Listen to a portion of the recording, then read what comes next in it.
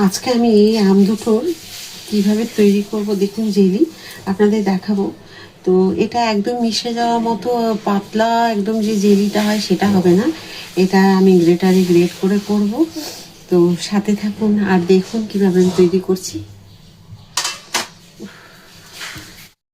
আমি দুটো কাঁচা মিঠা আম নিয়েছি, এই কাঁচা মিঠা আম দুটো দিয়ে আজকে আমি করব এক নতুন ধরনের জেলি। যেই জেলিটা একদম মিহি পাতলা যেটা হয় সেই রকম নয়, একটু দানা দানা থাকবে। তার জন্য নিয়েছি আমি একটা গ্রেটার, এই গ্রেটারে আমি গ্রেট করে দেবো। তো চলুন সাথে থাকুন আর আমি এইভাবে গ্রেটারে গ্রেট করে নিচ্ছি। একদম যে দিকটা একদম পাতলা হবে সেই দিকটা, মোটা সাইডটা নয়, ঠিক এইভাবে ধরে। আর যেমন আমরা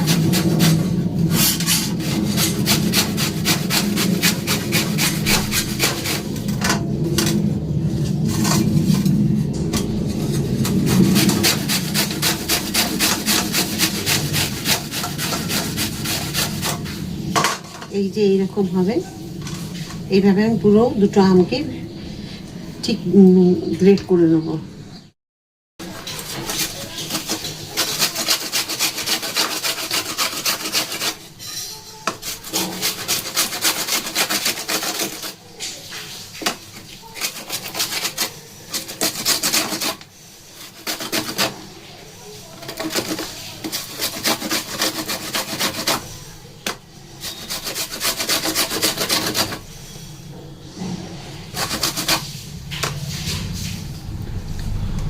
দেখুন এই একটা আটি আর এই একটা, কি সুন্দরভাবে ছাড়িয়ে নিয়েছি আর অনেকটাই হয়েছে।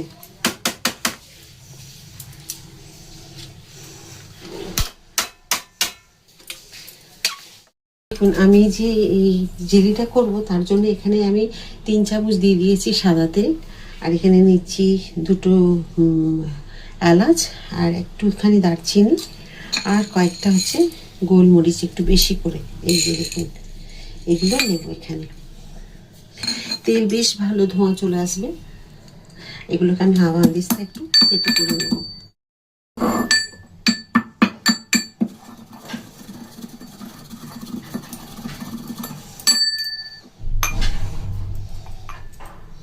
এই যে দেখুন এইগুলোকে আমি এখন দিয়ে দেবো।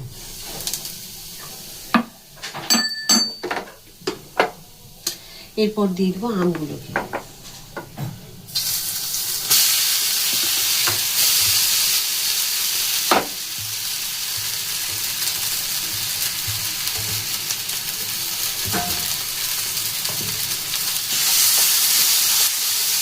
গ্যাস বাড়িয়ে একটুখানি ভেজে নেব।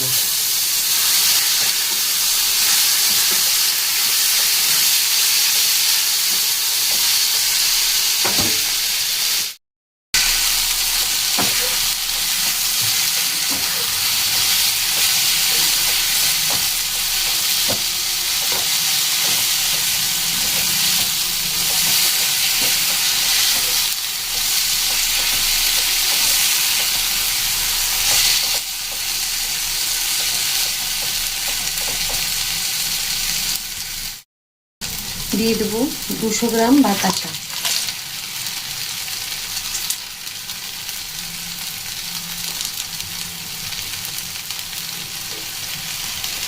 একটু দাগ ছিল কালো, এই জন্য নিয়ে নিলাম।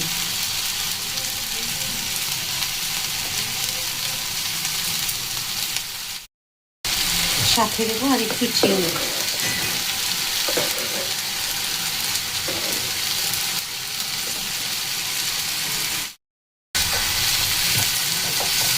তেলটাকে একদম কমিয়ে এটাকে এখন রেখে দেবো এইভাবে।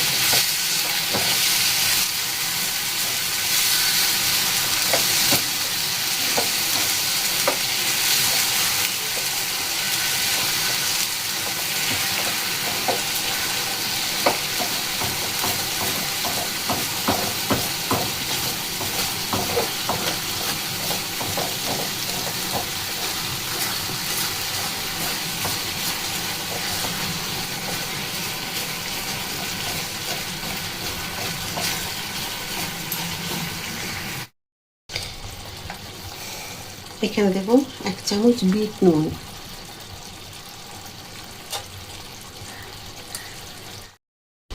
দিয়ে দেবো 1/2 চামচ চাট মশলা।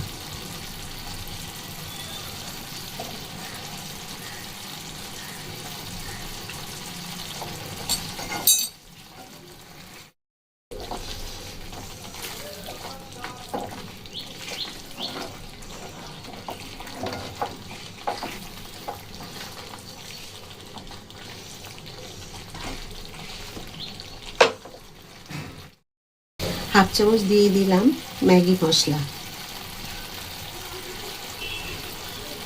এটা দিয়ে দিলে স্বাদটা যেন কি যে অসাধারণ হবে, মানে আপনাদের ঠিক বলে বোঝাতে পারবো না। আপনারা যখন তৈরি করবেন তখনই বুঝতে পারবেন। গ্যাস অফ করে দিলাম। এবারে এটা ঠান্ডা হয়ে যাক, দেখবেন কি সুন্দর জমে গেছে। অসাধারণ হবে খেতে, এই স্বাদটা একদম আলাদা।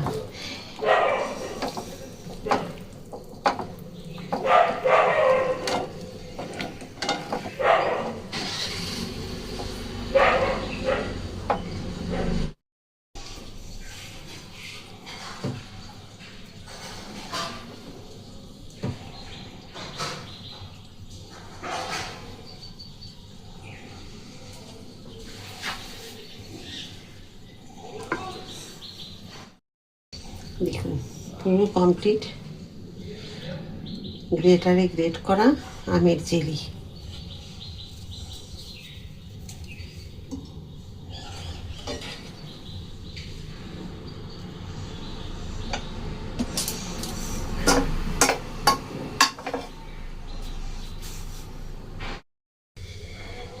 গ্রেট করা কাঁচা আমের জেলি। এই জেলিটা রুটি, পরোটা, পাউরুটি সবার সাথে খেতে পারবেন।